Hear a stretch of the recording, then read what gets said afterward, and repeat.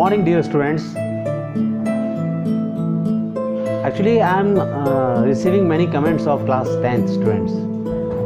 I had sent many videos of class 11th and class 12th, but I am not started class 10th mathematics. So today, on the demand of a student of class 10th, I start mathematics of class 10th by taking chapter first. The name is real number. The same chapter is given in class 9th also, but in this chapter the real number is slightly different. It includes Euclid's division algorithm, Euclid's division lemma, fundamental theorem of arithmetic and its application, proving of irrational numbers, decimal operations, terminating and non-terminating decimals. This is the content of this chapter. So today's our topic is introduction first, because this is a theoretical chapter. Many of the students are confused about this. What is lemma? What is algorithm? Today's topic is introduction, Euclid's division lemma, algorithm, Euclid's division algorithm, and some application based on Euclid's division algorithm. So now let's start.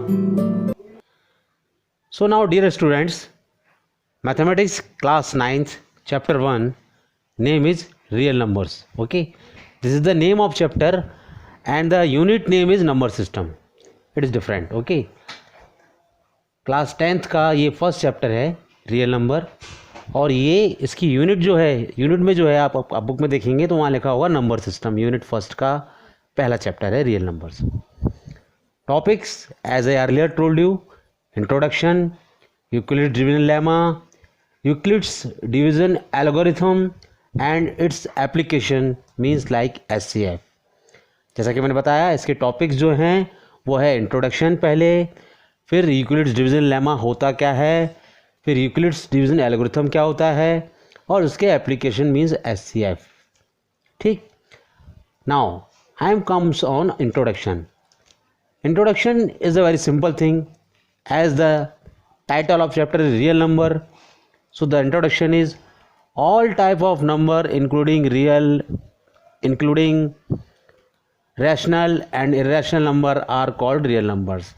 मतलब सभी प्रकार के numbers जिसमें rational number भी हो जाएं, irrational number भी हो जाएं, जो आप 9th क्लास में पढ़ के आए हैं, इरेशनल नंबर, रैशनल नंबर्स, उन सभी को इंक्लूड कर दिया जाए तो उन सभी को हम रियल नंबर्स कहते हैं. ये सिंपल सा इसका इंट्रोडक्शन हुआ. बात आपकी समझ में आ गई होगी. ठीक है ना. मतलब इरेशनल नंबर आप भूले तो नहीं हैं. इरेशनल नंबर वही होते हैं जो रूट के अंदर होते हैं, मीन्स जो non terminating and non repeating होते हैं. √3, √5, 2 + √3 इरेशनल नंबर्स होते हैं. ठीक है. पाई भी एक इरेशनल नंबर है.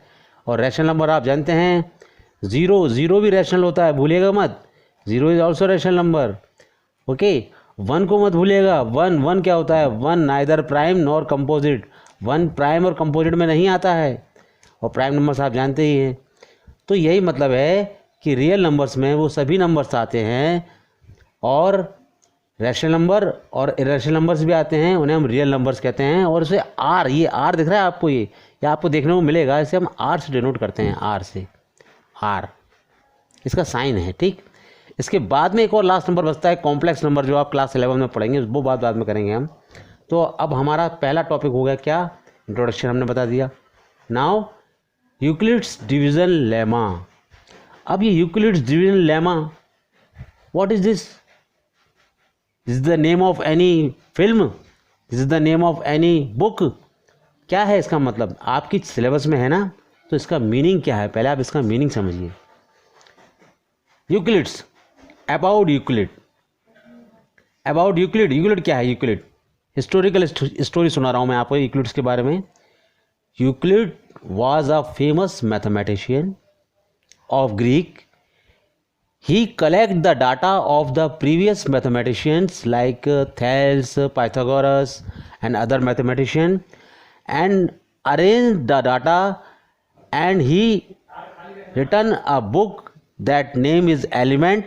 That book contains 14 chapters that all things are given in class 9th in Euclid's geometry. कहने का मतलब यूक्लिड जो था वो एक मैथमेटिशियन था, जिसने कि क्या किया, जिसने जो पुराने मैथमेटिशियन थे, पाइथागोरस, थेल्स और जो मैथमेटिशियन थे, उन्होंने जो अपना डाटा, उन्होंने अपनी कोई किताबें नहीं लिखी थी, उन्होंने अपना डाटा ऐसे ही छोड़ दिया था। यूक्लिड्स ने उन सभी का डाटा को कलेक्ट किया, ठीक ढंग से अरेंज किया प्रॉपर मैनर में, एक बुक बनाई। वो बुक का नाम एलिमेंट था, उसमें 14 चैप्टर्स थे। वहाँ से स्टार्टिंग हुई थी। हालांकि वो बहुत सिंपल सी चीज़ें थी जिसके बारे में आपको आप जानते हैं तो आपको अब सरल लग रही हैं, लेकिन आज से करीब करीब 1500 साल पहले या आज से 2000 साल पहले की बात बताऊं तो वो चीज़ें कठिन थी। जैसे यूक्लिड्स ने बताया पॉइंट, तो पॉइंट आप जानते हैं बिंदु। अब पॉइंट क्या होता है भाई, तो उसने पॉइंट को डिफाइन किया। पॉइंट एक ज्योमेट्री का वर्ड है। Point means that has no length and no breadth, जिसके अंदर कोई लंबाई और चौड़ाई नहीं हो, वो पॉइंट कहलाता है। तो ये यूक्लिड्स के बारे में आपको बात बता दी। डिवीज़न आप जानते हैं, एक मैथमेटिकल ऑपरेशन है, 4 डिवाइड बाई 2 = 2। लेमा, ये वर्ड आपको समझना है। Lemma, about lemma. Lemma actually में होता क्या है मैं आपको बताऊं, पहले आप हिंदी में समझ लीजिए। लेमा जो वर्ड यूज़ हुआ है, एक इस तरह का पहले से प्रूव किया हुआ स्टेटमेंट जिसका उपयोग हम दूसरे किसी स्टेटमेंट को प्रूव करने के लिए करते हैं, उसे लेमा कहते हैं। एक पहले से प्रूव किया गया स्टेटमेंट, पहले से कोई गिवन स्टेटमेंट हमारे पास है जिसका उपयोग हम किसी दूसरे स्टेटमेंट को प्रूव करने के लिए करते हैं, उसे हम लेमा कहते हैं। आप सिंपल लैंग्वेज में याद रखिए, मैं यहाँ पढ़ा रहा हूँ आपको। A lemma is a proven statement used for proving another statement. Finish. यही बात मैंने आपको हिंदी में बताई थी। A lemma is a proven statement used for proving another statement. अब आपको इस लाइन का मतलब मैं थोड़ा सा और समझा दूं, एग्जांपल देके समझा दूं तो आपके समझ में आ जाएगा। देखिए कैसे, क्या मतलब हुआ प्रूवन स्टेटमेंट का, क्या मीनिंग हुआ। यहाँ देखिएगा, मैं आपको समझाता हूँ। जैसे कि सपोज कीजिए कि ये एक सर्कल है। सर्कल आप सब जानते हैं। सर्कल मैंने ड्रॉ कर दिया है। वैसे सर्कल आप कंपास से ड्रॉ करते तो आप कंपास की नोक को यहाँ रखते, फिर घुमाते ऐसे करके और पूरा सर्कल बनता, तो ये इसका सेंटर कहलाता। ये भी आप जानते हैं सेंटर, वो कहलाता सेंटर। और सेंटर से जो भी लाइनें जाती हैं जो कि एंड होती है सरकमफेरेंस पर, इसकी बाउंड्री पर, उसको सरकमफेरेंस कहते हैं, वो क्या कहलाती है। आप जानते हैं क्या कहलाती है वो, रेडियस। पता होगी साहब आपको, रेडियस, इसे हम रेडियस कहते हैं।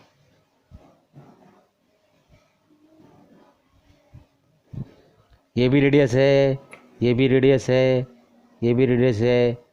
मीन्स ओ ए लिखूँ अगर मैं इसको, ओ बी लिखूँ इसको, ओ सी लिखूँ इसको, तो सब रेडियस हैं। और यदि इनका प्लूरल वर्ड बताऊँ तो ओ ए = ओ बी = ओ सी, ये सब रेडियस हैं। इन्हें प्लूरल में RADII रेडियाई कहते हैं। रेडियाई, ये सब रेडियस है। मानो ये रेडियस थी। अब सपोज करो मैंने आपको ये कहा कि एक और मैंने circle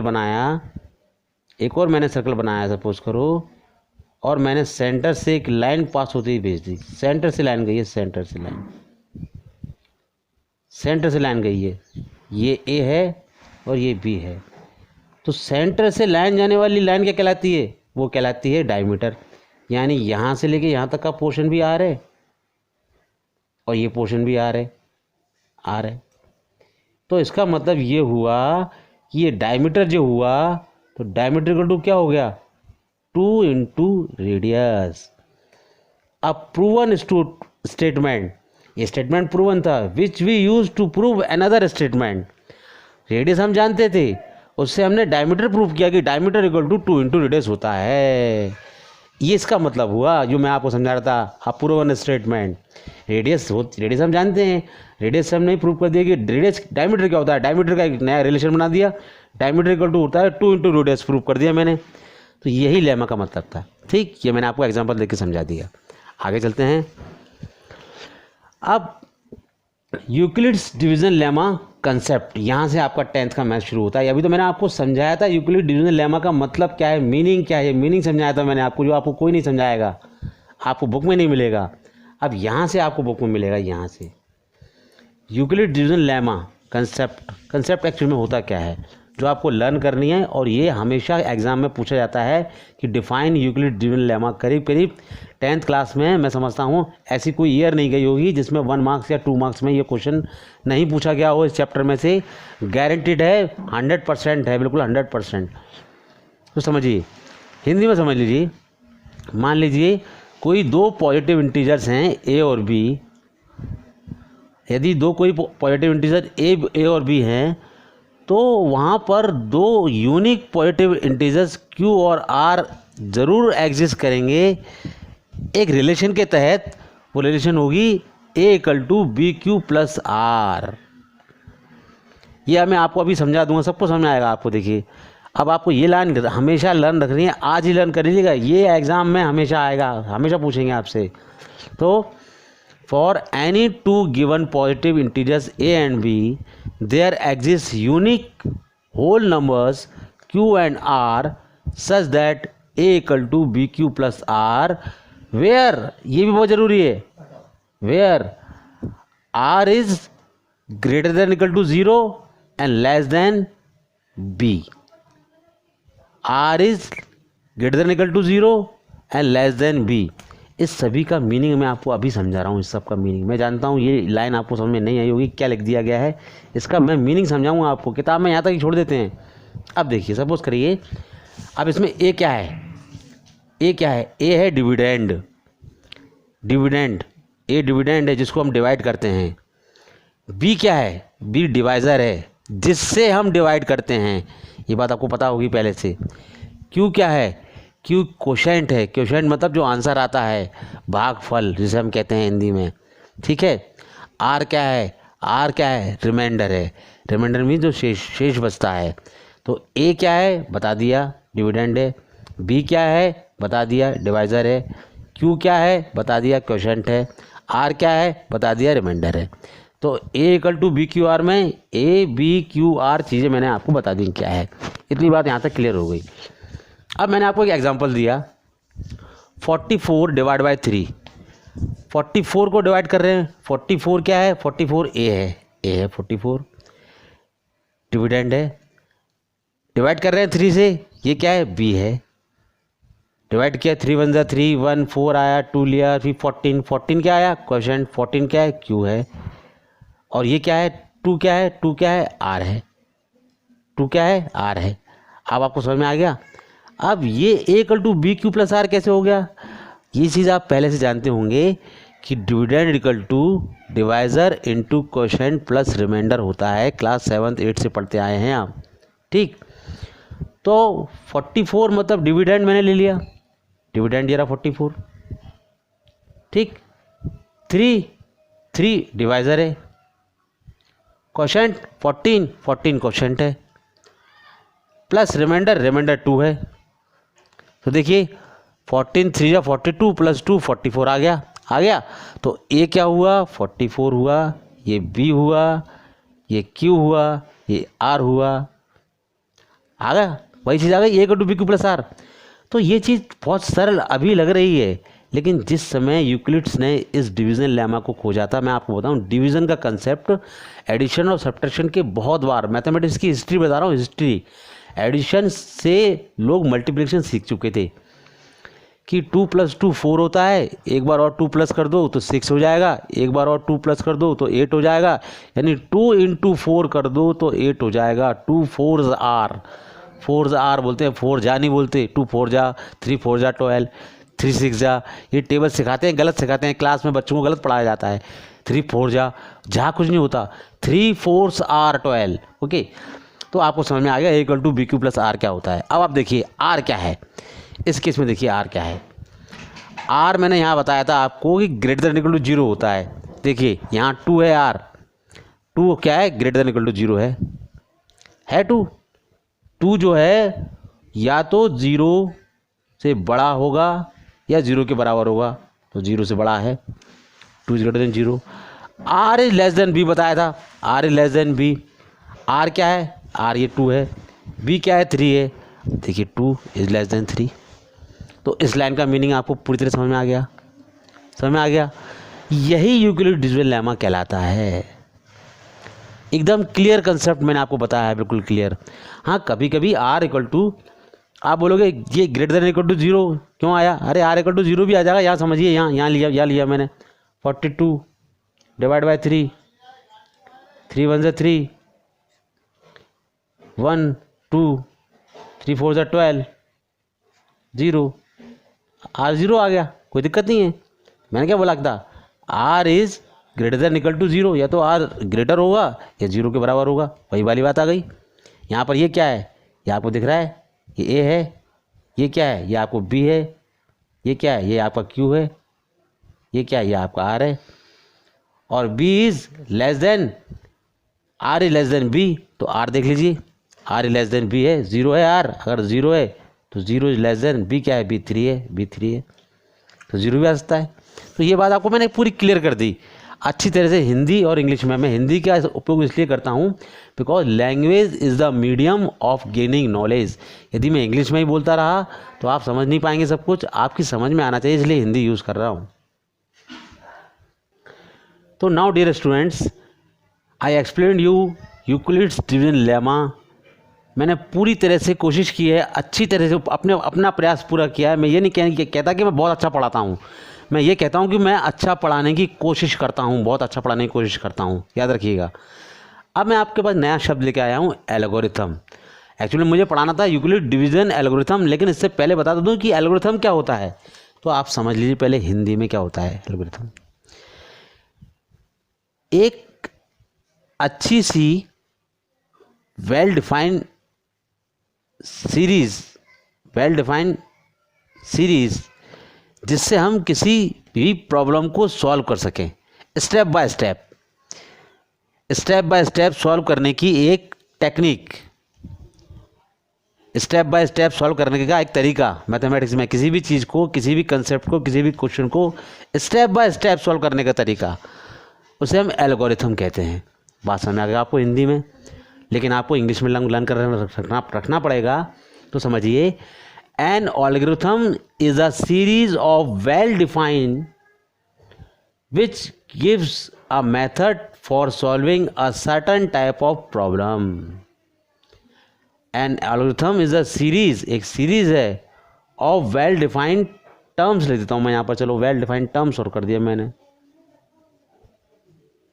well defined terms which give a method for solving a certain type of problem. ठीक, ये एल्गोरिथम होता है। जैसे मान सपोज करो, एग्जांपल दे रहा हूँ मैं आपको। चलो सपोज क्या लिखा है, 2x + 3 = 5। अब ये एक प्रॉब्लम है मेरे लिए, ठीक, सर्टेन प्रॉब्लम है, मुझे इसमें फाइंड x करना है। मान लो फाइंड x करना है। तो सबसे पहले मुझे क्या करना है? सबसे पहले मुझे करना है, ये 3 यहाँ से हटाना है। तो मैंने 2x + 3 यहाँ पर लिखा था, यहाँ -3 किया, तो मैंने यहाँ भी -3 किया, बोथ साइड मैंने -3 कर दिया। अब 3 यहाँ से हट गया, तो आपको जब दिख रहा है कि यहाँ 3 यहाँ से हट गया, तो क्या बचा यहाँ पर? ओनली यहाँ बचा 2x, और यहाँ पे क्या बचा? 5 - 3 2। अब मुझे 2 भी हटाना है, तो मैंने 2 से डिवाइड कर दिया बोथ साइड, 2 से डिवाइड कर दिया बोथ साइड। तो ये 2 से 2 कैंसिल हो गया, यहाँ से 2 से 2 कैंसिल हो गया, और ये 2 से 2 कैंसिल हो गया। तो क्या आ गया? x = क्या आ गया? 1 आ गया।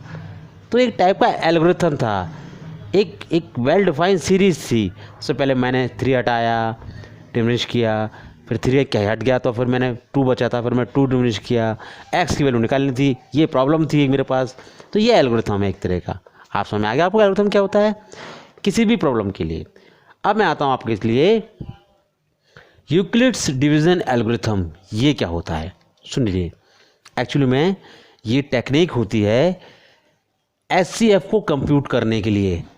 एचसीएफ एलसीएम आप क्लास 6-7 से पढ़ते हुए आ रहे हैं, लेकिन क्लास 10th में भी एचसीएफ आप क्लास अपने तरीके से मत निकाल देना। ये आपसे नहीं पूछा जाएगा कि एलसीएम एचसीएफ, आप अगर क्लास 7th के बच्चे से पूछ लेंगे वो निकाल देगा, एचसीएफ 6 का बच्चा निकाल देगा। लेकिन यहाँ पर निकालना है किससे? यूक्लिड्स डिवीजन एल्गोरिथम से, क्योंकि यूक्लिड्स डिवीजन एल्गोरिथम ने एक टेक्निक दी है, वही यूक्लिड्स डिवीजन लेमा के बेस्ड पर, उससे आपको HCF निकालना होता है। तो ये यूक्लिड डिवीजन एल्गोरिथम क्या एक टेक्निक है जिससे हम HCF फाइंड करते हैं किसी दो नंबर्स का। वही लिखा हुआ है इंग्लिश में, समझ लीजिए। It is a technique to compute the HCF of two given positive integers. भाषा में आपको इसी को हम कहते हैं यूक्लिड्स डिवीजन एल्गोरिथम, या कभी कभी यूक्लिड्स एल्गोरिथम भी कहते हैं, कोई दिक्कत नहीं है। भाषा में आ गई।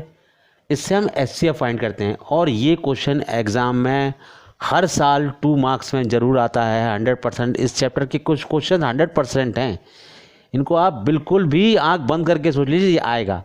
अब मैं आपको एग्जांपल देता हूँ एक। Use Euclid algorithm to find HCF 867,225 867 and 255। मैंने ऑफ नहीं लगाया, ब्रैकेट में लिख दिया है। अब इसको करने का तरीका मैं आपको बताऊं। आप अपनी बुक में देखेंगे तो आपको बहुत लंबा चौड़ा दिखेगा, लेकिन मैं आपको एक तरीका शॉर्ट बताता हूं मैं आपको, आप उस तरीके को ध्यान रखिएगा। एक शॉर्ट तरीका बताता हूं मैं आपको। सबसे पहले आप देखिए कि यहाँ पर आपको दिख रहा है कि सिंस 867 जो है वो ग्रेटर है किससे, 255 से। ठीक, मुझे यूज़ करना है, यूज़ तो मुझे क्या करना है, यूज़ तो मुझे वही करना है जो मैं बताया आपको, क्या A = BQ + R, यही यूज़ करना है मुझे। लेकिन उसके लिए मैं आपको क्या बता दूं, सबसे पहले क्या आप क्या करना, एक सक्सेसिव डिवीज़न मेथड होती है जो आप पहले से जानते हैं। यहाँ पर एक लाइन ड्रॉ कर देना, रफ में लाइन ड्रॉ कर लेना। मैंने यहाँ एक लाइन ड्रॉ कर दी है, वो एक रफ में आप लाइन ड्रॉ कर लेना। ऐसा ही बिल्कुल एग्जाम में करके आना, बिल्कुल कोई गलती नहीं करेगा, बिल्कुल एग्जाम में इसी तरह से करना, कहीं कहीं कोई मिस्टेक नहीं होगी। अब आप सक्सेसिव डिवीजन एल्गोरिथम करेंगे, यानी आपको 867 को डिवाइड करना है, किससे डिवाइड करना है आपको, 255 से डिवाइड करना है। तो थोड़ा सा सोचिएगा, डिवाइड करने में टाइम तो लगेगा, नेचुरल वाली बात है।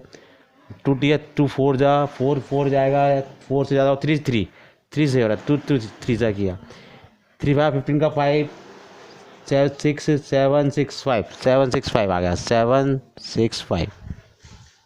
अब मैंने इसको माइनस किया, जरा डिवाइड करते हैं अपन, डिवाइड वैसे ही डिवाइड करें। मैं डिवाइड कर दिया, तो डिवाइड करने के बाद यहाँ पर क्या बचा, यहाँ बचा आपका 201।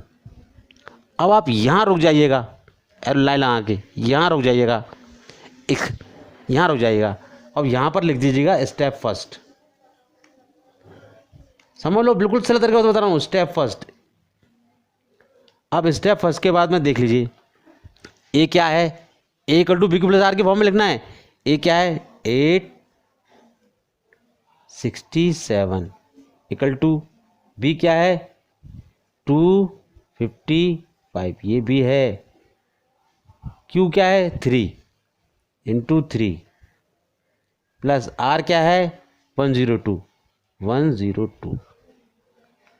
याद रखिएगा, यहाँ तक करने के बाद में आप ये स्टेप लिख लीजिएगा, वरना गलती हो जाएगी। अब आपको सक्सेसिव, आप जानते हैं सक्सेसिव में क्या करते हैं आप, अब आपको क्या लेना पड़ेगा अंदर, इस चीज़ को अंदर लेना पड़ेगा, ये चीज़ अंदर आ जाएगी। तो 255 यहाँ आ गया आपका, 255 यहाँ आ गया आपका।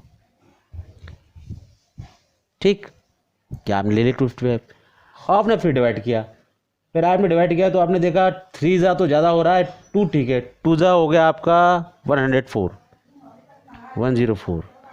फिर आपने माइनस किया, माइनस करने के बाद आपकी वैल्यू क्या आई, ये आपकी 54151 आ गई आपकी 51। बस यहाँ रुक जाइए, यहाँ रुक जाइए, देखो एरो लगा दिया मैंने, रुक गया मैं यहाँ पर, यहाँ मैंने एरो लगा दिया, रुक गया। ये वही स्टेप 2, आप पहले स्टेप 2 लिख दीजिए, स्टेप 2 लिख दीजिए। स्टेप 2 वही क्या, A = BQ + R। ए क्या है, 255 है, B क्या है, 102 है, Q क्या है, 2 है, R क्या है, 51 है। मैं बता रहा हूँ, वहीं रुक जाना, यह एरो पे लिखने के बाद स्टेप 2 लिखना। अब आप यहाँ रुक गए, अब आपने इसको लिया, अब आपने क्या लिया, 102 लिया, 102 आ गया आपका। अब आपने डिवाइड किया 51, आई थिंक 51 टू ज़ा होता है, 51 टू ज़ा 102, 102। रिमाइंडर जब तक 0 नहीं आ जाता ये काम करना है। ये आपकी कौन सी स्टेप हो गई? Third, step 3। अब स्टेप 3 पे लिख देना है, स्टेप 3, स्टेप 3 वही किसकी फॉर्म में? a equal to b q plus R की फॉर्म में। a क्या है? 102,